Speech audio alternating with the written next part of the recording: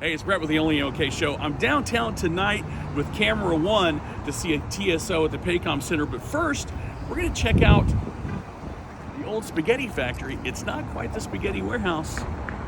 Let's see what it's all about.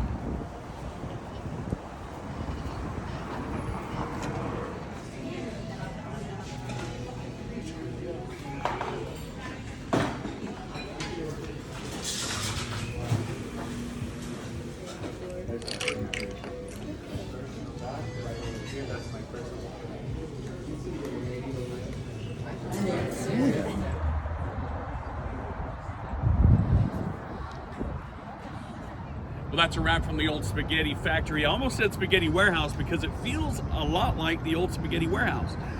The inside's a little bit the same with a lot of bit different. The menu is simplified, but it has a lot of those classic flavors and tastes you're used to. The only thing I missed really was the chili spaghetti.